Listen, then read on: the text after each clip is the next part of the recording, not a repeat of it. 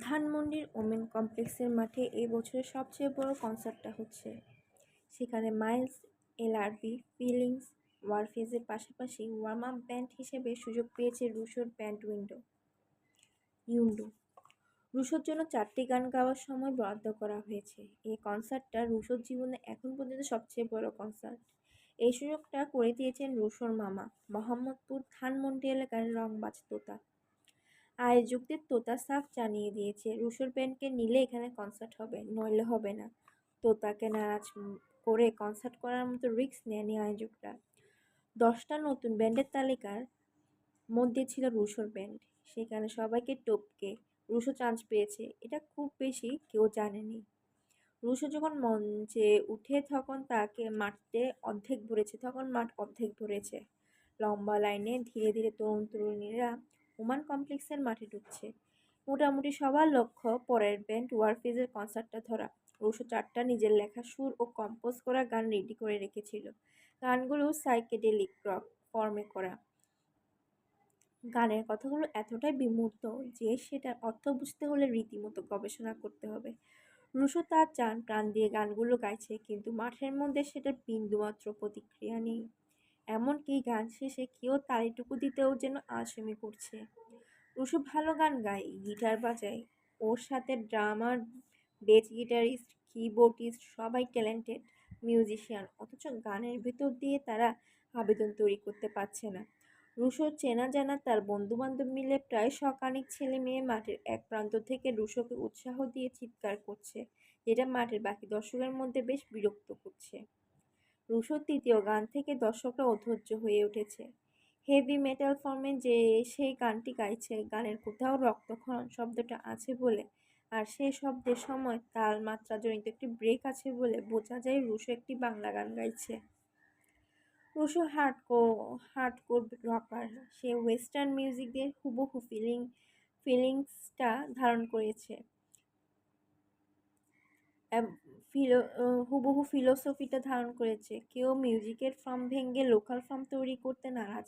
গভীর নেশায় আচ্ছন্ন অবস্থায় রুশো তার গানগুলো লেখে। নেশা অবস্থায় সেগুলো শুনলে একটা ভাব আসে, কিন্তু নেশাহীন স্বাভাবিক অবস্থায় গানগুলো এতটাই দুর্বোধ্য যে অনেক সময় রুশো নিজেও কোনো কোনো লাইনের অর্থ দাঁড় করাতে পারে না। তখন রুশো আত্মপক্ষ সমর্থন করে বলে, এসব গান শুনতে হলেই তোকে ঘোরের ভেতরে ঢুকতে হবে, ঘোর ছাড়া ঘোরা যায় না রে পাগলা। ওমার বোঝে এসব ভুমভাম কথা বলে রুশো সত্য লুকায়। রুশোর ভাষায় তার গান স্পিরিচুয়াল ভাবাভাবিদের গান। ভাব আনতে নেশা লাগে। লালনের মাজা ছেউরিয়াতে দেখিসনি লালন সাধকরা কেমন সিদ্ধি খেয়ে সিদ্ধ হচ্ছে। ওমার প্রতিবাদ করে বলেছিল, লালন কি বলে গেছেন যে গাঁজা খেয়ে তার গান শুনতে হবে বা চর্চা করতে হবে? হ্যাঁ, জিম মরিসনও তো বলেননি যে মারিজুয়ানা বা এলএসডি খেয়ে তার গান শুনতে হবে। কিন্তু তোর কি মনে হয় জিম কখনো নেশা না করে মঞ্চে কোনো গান গেয়েছে? লালন গাঁজা খেয়ে গান করেছে কি না সেটা তো আমরা কেউই দেখিনি, কিন্তু আমরা জিমকে দেখেছি মঞ্চের উপর প্রকাশ্যে ডক করে মদ খেতে, নেশায় বেসামাল হয়ে প্যান্টের জিপার খুলতে। এসব কারণে মঞ্চে উঠে পুলিশ তাকে অ্যারেস্ট করেছে। এসবের কারণে জিম পরিত্যাজ্য হলে কি সে রক আইকন হতে পারত? রোলিং স্টোনের র্যাঙ্কিংয়ে পৃথিবীর সর্বকালের সেরা গায়কদের তালিকায় তার অবস্থান 47 নাম্বার। ইনফ্লুয়েন্স না থাকলে তোদের চোখে এমন একজন খারাপ লোক এমনি এমনি এমন অবস্থানে পৌঁছাতে পারে? শোন, একমাত্র গুরুই জানে কোন তরকারি কী দিয়ে রান্না করতে হয়, কিসের সাথে কি মেশালে স্বাদ হয় অমৃত। আমরা জিম মরিসনের মুরিদরা জিমের ওয়াইল্ড লাইফস্টাইল ফলো করি বলেই জিমের সাইকেডেলিক রকের স্বাদ নিতে পারি। সব পরম্পরা, বুঝেছিস? ছেউরিয়াতে যেভাবে কাজে খেয়ে লালন চর্চা হয় সেটা লালনের জীবনাচার থেকে তার মুরিদরা গ্রহণ করেছে কিনা কে জানে। আর আর আমার গান বুঝতে হলে লালন আর জিমের মতন ভাববাদীদের হতে হবে। সব শিল্পবোধে সবাই বুঝতে পারে না, সবাই যেমন পারে না বর্তমান সমাজের বিরুদ্ধে দাঁড়াতে। মরিসনে কালচার ছিল, কাউন্টার কালচার। একইভাবে এই অঞ্চলে লালনও ছিল। একটা কাউন্টার কালচারের প্রবর্তক। লালন ছিল ধর্মবিশ্বাস আর জাতপাতের বিরুদ্ধে, অর্থাৎ এই অঞ্চলে হিন্দু মুসলিম ধর্ম বিশ্বাসের বাইরে সে তৈরি করেছিল একটি নিজস্ব ধর্মচিন্তা। অনেকে সেটাকে বলে বাউল ধর্ম। লালন নিজেই বলেছেন, সব লোকে কই লালন কি জাত সংসারে, লালন বলে জাতের কি রূপ দেখলাম না তা নজরে। এখন বুঝেছ মামা, লালন কিভাবে প্রচলিত কালচারকে কাউন্টার মেরেছে। লালনের মুরিদরা সিদ্ধি খায়, আমি মরিসনের মুরিদও সিদ্ধি খাই, আর সাইকেডেলিক রস আস্বাদন করি।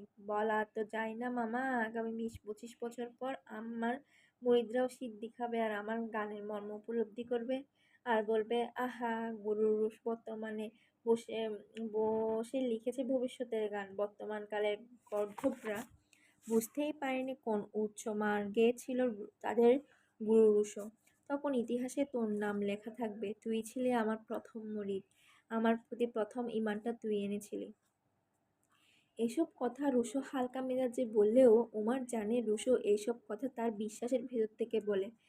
আর যখন বলে তখন রুশোর ভিতর থেকে যেন অন্য কেউ কথা বলে।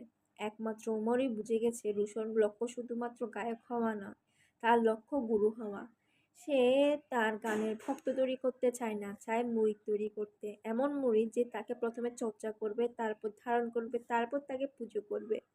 ঠিক যেভাবে লালনের হার্ডকোর ভক্তরা বাউল ধর্মের নামে লালনের পূজা করে, ঠিক যেভাবে জিম মরিসনের অ্যান আমেরিকান প্রেয়ারের মতো তার দর্শনকে পূজা করে।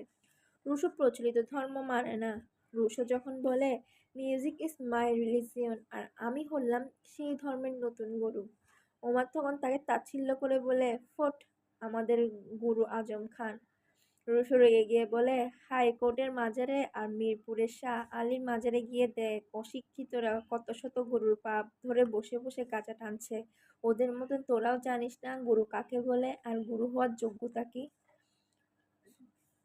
শোন শোন, গুরু হতে হলে নিজের দর্শন থাকতে হয়, সে দর্শনের চর্চা থাকতে হয়।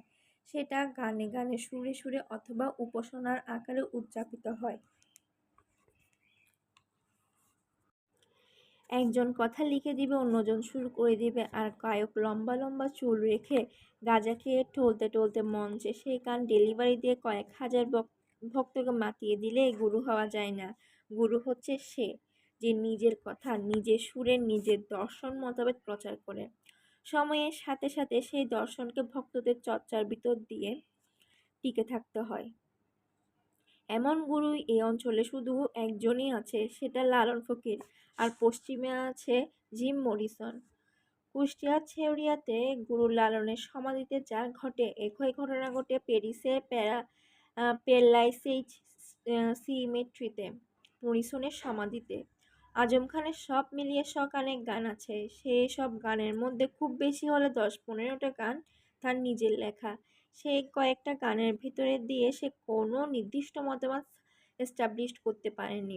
আজম খানকে আমি বড়জোর বাংলা রকের পায়োনিয়ার বলতে পারি, গুরু না। শোন, এদেশে লালনের পর গুরুর আসনটা এখনো শূন্য আছে বলে এই চোখ টিপে দিল রুশো। নেগেটিভ হলেও রুশোর ভিতরে একটা সম্মোহন ক্ষমতা আছে। উমা সে ক্ষমতা টের পেয়েছে, যেটা এখন পর্যন্ত আর কেউ টের পায়নি। প্রচণ্ড খারাপ মেজাজ নিয়ে রুশো গাঁজা ভরা সিগারেট টানছে। মঞ্চে এখন গান গাইছে ব্যান্ড ফিলিংস। তারা গাইছে গান মান্নান মিয়ার তিতাস মলম। পুরো মাঠ ফিলিংসের সাথে সমাহরে গাইছে। রুশোকে কেন্দ্র করে ঘেরাও করে ওর বন্ধুরা নাচছে আর গলা মিলাচ্ছে। সবার নজর মঞ্চের দিকে। ওমেন কমপ্লেক্সের মাঠের শেষ প্রান্তের এদিকটার বাতাস গাঁজার গন্ধে এমন ভারী হয়ে আছে যে সুস্থ কেউ এখানে এসে দাঁড়ালে তার নেশা দৌড়ে যাবে। সবাই মঞ্চের দিকে তাকিয়ে থাকলেও উমারের নজর রুশের দিকে। ফিলিংসের গানের সাথে উদ্দাম অডিয়েন্সের দিকে ক্রোধ নিয়ে তাকিয়ে আছে রুশো। রুশোর শোটা আক্ষরিক অর্থে ফ্লপ হয়েছে। ওয়ার্ম আপ ব্যান্ড হিসেবে নতুন ব্যান্ডগুলো মূলত এই জাতীয় বড় কনসার্টে কাভার সং করে থাকে, কিন্তু রুশোর নিজের নাম্বার করতে যেয়ে বোকামি করে ফেলেছে। অডিয়েন্স তার শেষ গানটা আর শুনতে চায়নি, ভুয়া ভুয়া বলে তাকে স্টেজ থেকে নামিয়ে দিয়েছে। প্রচণ্ড অপমানবোধ, রাগ আর অত্যাধিক গাঁজার টানের ফলে রুশোর চোখ লাল হয়ে আছে। রুশোকে দেখে উমারের মায়া লাগছিল। অদ্ভুত, রুশো বন্ধু ভক্ত আহ, আর স্থাপক ধারা ঘেরাও হয়ে আছে, অথচ কি ভীষণ একা। রুশো ভিড়ের ভেতর থেকে বের হয়ে শেষ প্রান্তের প্রাচীরের কাছাকাছি চলে এসেছে। বেশ একটা আলো আঁধারে এখানে। মঞ্চে এখন এলআরবি, উত্তেজনায় টকবক করে ফুটছে গোটা মাঠ। এলআরবি গাইছে, হাসতে দেখো, গাইতে দেখো। রাজ্যের ক্লান্তি ভোর করে রুশোর মধ্যে বসে পড়ে সবুজ ঘাসে। বসার সাথে সাথে আরো ক্লান্তি চেপে ধরে রুশোকে, চিত হয়ে শুয়ে পড়ে। মাটির পৃথিবীর হাজারো ভিড় থেকে নিজেকে আড়াল করার জন্য গভীর দৃষ্টিতে তাকায় আকাশের দিকে। নিখোঁজ অন্ধকার আকাশ, কোথাও কোনো আলো নেই। তন্ন তন্ন করে খুঁজেও রুশো কোনো তার খুঁজে পেল না আকাশে। চোখ বুজে গভীর করে শ্বাস টেনে নেয়, দুই হাতের তালুকে এক করে মাথার নিচে দেয়। চল এখান থেকে চলে যাই, রুশোর একই সমান্তরালে শুয়ে আকাশের দিকে তাকিয়ে থেকে বললে ওমর। রুশো জানতো কিছুক্ষণের মধ্যে এখানে ওমর চলে আসবে। কিছুক্ষণ নীরব থেকে রুশো বলল, কোথায় যাবি? সারা শহর জুড়ে গাঁজা পুড়ছে। মঞ্চে তখন আয়ুব বাচ্চুর হাতে গিটারের সোলো পার্টটা কাঁদছে। ওমারের কাছে সবকিছুরই বড় অর্থহীন মনে হচ্ছে। নিজের কষ্ট ভোলার জন্য ড্রাগস আর মিউজিকের ভিতরে ডুবে থাকতে চেয়েছে, অথচ সবকিছু কেমন এলোমেলো হয়ে যাচ্ছে। ভেতরে শূন্যতা যেন একটা বেলুনের মতো ফুলে ফেঁপে বাজছে, আর কষ্টটা আরো বাড়িয়ে দিচ্ছে। কনসার্টটা তার একটি বন্দি কারাগারের মতো মনে হচ্ছে।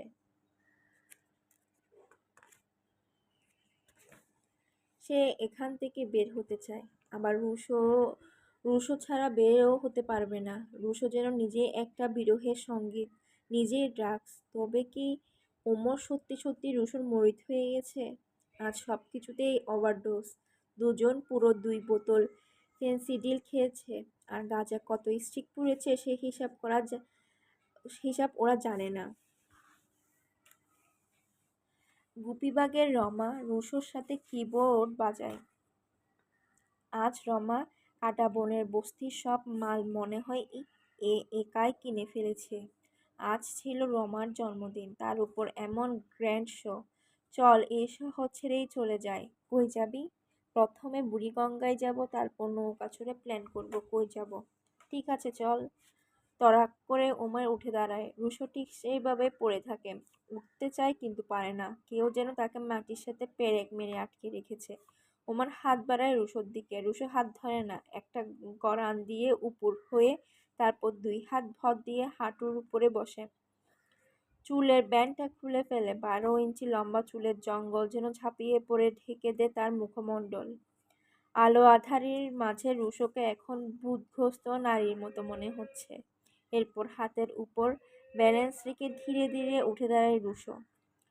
এতক্ষণ মুগ্ধ হয়ে তাকিয়েছিল ওমর রুশোর দিকে। কেন যেন তার মনে হলো রুশোই হবে এই শহরের ভবিষ্যৎ গুরু। ঝট করে ওমরের দৃষ্টি ধরে ফেলল রুশো। ভুরু নাচিয়ে নিঃশব্দে জিজ্ঞেস করলো, কি? ওমর মুচকি এসে বলল, চলো গুরু। বলেই এক লাফে ওমর ওমেন কমপ্লেক্সের প্রাচীরের উপরে উঠে পড়ে। ওমরের মুখে গুরু ডাকটা শুনে প্রথমে ধাক্কা খায় রুশো, তারপর ধীরে ধীরে তার মুখে ছড়িয়ে পড়ে হাসি। গুরু শব্দটা রুশোর উপর ম্যাজিকের মতো কাজ করে। ওর যত রাগ অপমান ছিল সবই নাই হয়ে যায়। মানুষ চায় সবাই না হোক, অন্তত কেউ একজন তাকে বুঝুক। হাজারো সম্পর্কের ভেতর দিয়ে মানুষ আসলেই সে কেউ একজনকে খুঁজে পায়, খুঁজে বেড়ায়। এ খোঁজের জার্নিটাই জীবন। একটা বিশাল পরিচিতির গণ্ডি থেকে ওরা দুজন এখন পালাচ্ছে। মূল গেট দিয়ে বেরোতে গেলে অনেক প্রশ্নের উত্তর দিতে হবে। ওরা সেই ঝামেলায় না গিয়ে প্রাচীর টপকে পালাচ্ছে। ওরা ধানমন্ডি গার্লস স্কুলের সামনে নীরব রাস্তা ধরে পালাচ্ছে, আর পেছনে ব্যাকগ্রাউন্ডে মাইলস গাইছে হ্যালো ঢাকা। লেকের ধারে পৌঁছে ওরা পেয়ে গেল একটি বেবি ট্যাক্সি। লাফ দিয়ে চড়ে বসে রুশো বলল, সদরঘাট। বেবি ট্যাক্সিওয়ালা গাইগুই করে বলল, না মামা, অত দূর যাব না। ওমর কিছু একটা বলতে চাচ্ছিল, তাকে হাত দিয়ে চাপ দিয়ে থামিয়ে দিল রুশো। রুশো কিছু চুল পড়ে আছে ওর মুখের উপর। সেই চুলের ফাঁক ফোকর দিয়ে দেখা যাচ্ছে নেশায় ঢুরু ঢুরু রুশোর লাল চোখ। সেই দৃষ্টিতে শীতল কণ্ঠে বেবি ট্যাক্সিওয়ালা তাকে শুধু বলল, চল। কে জানে কি ছিল সে দৃষ্টিতে। ট্যাক্সিওয়ালা চুপচাপ স্টার্ট দিল। নিয়ন লাইট ছাড়া সহ যুক্ত লাগানো হয়েছে হলদেটে স্টেডিয়াম লাইট। শহরটাকে এখন কেমন যেন জন্ডিস রোগের মতো মনে হয়। রংটা ওমারের পছন্দ নয়। লালিবাগের মোড় ক্রস করার সময় এই থাম থাম বলে রাস্তার পাশে বেবি থামায়। সেখানে ফুটপাতে কিছু রুটি ভাজির দোকান আছে। মূলত যেসব রিক্সাওয়ালারা সারা রাত রিক্সা চালায় তারাই সস্তায় এখানে খায়। আর খায় বিভিন্ন প্রোগ্রামে খ্যাপ মেরে বাড়ি ফেরা মিউজিশিয়ানরা। বেলি রোডের রেকর্ডিং স্টুডিওতেও রাতের শিফটে কাজ শেষ করে এখানে সস্তায় খাবার আর আড্ডার একটা নতুন জায়গা তৈরি হয়েছে।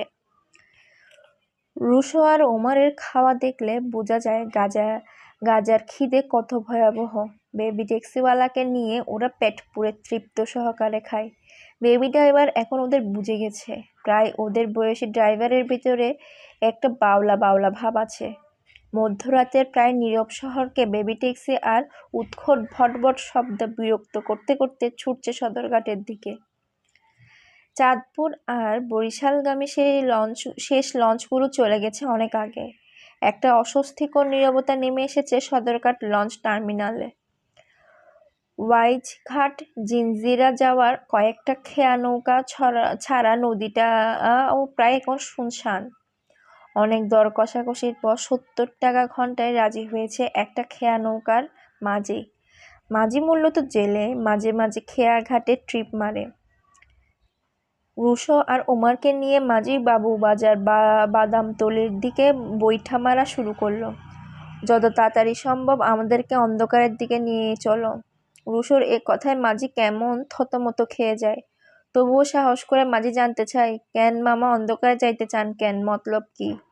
রুশোকে থামিয়ে দিয়ে ওমর বলল, তুমি মিয়া মানুষ দেখে বুঝো না? হেই হলো গায়ক, আমাদের গুরু। গুরু আজ গ্রহ নক্ষত্র তারকা দেখবেন। শহরের আলোর ভিতরে কি তারাভরা আকাশ দেখা যায়? তুমি ভয় পাইও না, আমাদেরকে গোটা অন্ধকারের ভিতরে নিয়ে চলো। তারপর নদীর মাছ বরাবর দিয়ে চুপচাপ বইসা থাকবা।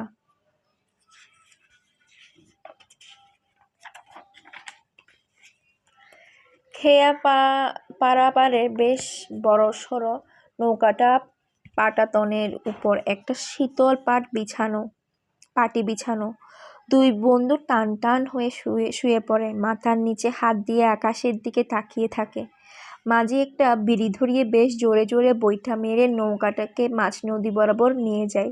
মাঝির গন্তব্য গভীর অন্ধকারের দিকে। নৌকা যতই এগোতে থাকে টার্মিনালের শব্দগুলো ধীরে ধীরে ক্ষীণ হতে থাকে। ঘণ্টাখানিক চলার পর ঢাকা শহরটাকে দূরের আলোর মতো মনে হয়। আরও ঘণ্টাখানিক চলার পর শহরটাকে আর দেখাই যায় না। নদীর দুই পারে নীরব নিস্তব্ধ গ্রাম, হাটবাজার আর ফসলের মাঠ। সম্ভবত এটা ঘোর অমাবস্য। মাঝি তাদের ঠিক জায়গাতেই নিয়ে এসেছে। তাকে কিছু বলা লাগেনি। মাঝ নদীতে নৌকাটাকে সে স্থির করে রেখেছে। শান্ত বুড়িগঙ্গা। নৌকাটা অদ্ভুত ছন্দে মৃদু মৃদু ধুলছে। জমিনের গভীর অন্ধকার উন্মুক্ত করে দিয়েছে অনন্ত অসীম গ্রহ নক্ষত্রের ভাণ্ডার। যেন পার্থিব অন্ধকার খুলে দিয়েছে শতাব্দীর অতলে লুকিয়ে থাকা অপার্থিব গুপ্তধন। অন্ধকারে এমন সৌন্দর্য ওরা আগে কখনো দেখেনি। মহাশূন্যের এমন ভয়াবহ সৌন্দর্য রেখে বিস্ময়ে ওদের নেশা কেটে যায়। অপার বিহ্বলতায় বাকরুদ্ধ। নৌকার গায়ে লেগে পানি ছলাৎ শব্দটুকু যেন আরো গভীর করে তুলেছে অন্ধকার কবরের নিস্তব্ধতা। একটা দীর্ঘ নীরবতার পর অস্ফুটে ওমর উচ্চারণ করে, ও মাই গড, ইটস অ্যামেজিং। তারপর আবার সব চুপচাপ। এই নীরবতার ভাঙার জন্য রুশো বলল, বল দেখি, পৃথিবীতে যত মানুষ আছে প্রতিটি মানুষের মধ্যে যদি মহাকাশের প্রতিটি গ্রহ নক্ষত্র ভাগ করে দেওয়া যায় তাহলে একজন মানুষের ভাগে কয়টা করে তারা পড়বে? রুশো জানে আউটার স্পেস নিয়ে ওমারের ভালো পড়াশোনা আছে। ওমার নিজেও মহাবিশ্বের বিশালতা নিয়ে ভাবছিল। মহাবিশ্বের এই বিশালতার মাঝে কত ক্ষুদ্র এই মানব জীবন। ওমার ভাবছে ক্ষুদ্র এই মানুষের সামনে কেন মেলে ধরা হয়েছে এই বিশালতা। মানুষ যত বেশি বিশালতার জ্ঞান লাভ করছে ততই নিজের ক্ষুদ্রতা টের পাচ্ছে। সসীম মানুষের ব্রেন ধারণ করে অসীমের জ্ঞান। সেই জ্ঞান লাভ করার পর লোভী মানুষ অসীমকে ছুঁতে চায়, চায় অমরত্ব। ওমারের বুক ছিঁড়ে বের হয়ে আসে দীর্ঘশ্বাস। পাশ থেকে রুশো সেটা শুনতে পায়। ওমারের পায়ে নিজের পা দিয়ে হালকা ধাক্কা দিয়ে আবার জানতে চায়, বল না আমার ভাগে কয়টা তারা পড়বে? তোর ভাগে যে কয়টা পড়বে সে কয়টার হিসাব বুঝে নিতে তোর এই ছোট্ট জীবন যথেষ্ট নয়। কিছুক্ষণ নীরব থেকে ওমর বলল, পৃথিবীর সমস্ত সমুদ্র সৈকত আর সমস্ত মরুভূমিতে যত বালিকণা আছে, মহাকাশে তারার সংখ্যা তার চেয়েও অনেক বেশি। মানুষকে যিনি সৃষ্টি করেছেন, সম্ভবত তিনি মানুষকে সারপ্রাইজ করতে পছন্দ করেন। বিজ্ঞান যত উন্নত হচ্ছে, মানুষ ততই সারপ্রাইজড হচ্ছে। এই যে আমরা পানির উপরে ভাসছি, এই পানির বিশালতা জানতে মানুষকে কত হাজার বছর অপেক্ষা করতে হলো। সাধারণ ড্রপারের 10 ফোঁটা পানিতে যে পরিমাণ অণু-পরমাণু আছে, সেটার সংখ্যা মহাবিশ্বের মোট তারকার সংখ্যার চেয়েও অনেক বেশি। এবার বোঝ তোর চোখের 1 ফোঁটার পানি কত ওজন আর তার গুরুত্ব বহন করে। হালকা মুডে রুশো বলল, এজন্যই তো আমি কাঁদি না। গভীর স্বরে ওমর বলল, আর আমি চাইলেও কাঁদতে পারি না। পরিবেশটাকে হালকা করার জন্য মজা করে রুশো বলল, কেঁদে কেঁদে তো মূল্যবান মহাজাগতিক পানির অপচয় করার দরকার কি? একথা শুনে খুক খুক করে ওমর হেসে উঠল। বাহ, তুই চোখের পানির দারুণ একটা নাম দিয়ে দিলি, মহাজাগতিক পানি। বাস্তবতাকে যিনি ভাবাবাদে প্রকাশ করেন তিনিই তো গুরু। তার মধ্যে গুরু হওয়ার লক্ষণ দেখা যাচ্ছে। তোর মধ্যে গুরু হওয়ার লক্ষণ দেখা যাচ্ছে। আকাশের দিক থেকে মুখ ফিরিয়ে চট করে ওমরের দিকে ফিরল রুশো। সিরিয়াস হয়ে জিজ্ঞেস করলো, এই তুই কে আমার লগে মজা লস? তুই দেখে আজ আমাকে গুরু গুরু করছিস, ঘটনা কি? কেন, তুই কি আমাকে তোর মুরিদ করিসনি? ওমর, তুই আই এম সিরিয়াস টু। যা বেটা, তুই মুরিদ হবি কেন? তুই তো আমার বন্ধু। বলে আবার আকাশের দিকে তাকায় রুশো। ঠিক তখনই মায়ের কথা মনে পড়ল ওমরের। মা তাকে ইসহাক হুজুরের বন্ধু বানাতে বলেছিলেন।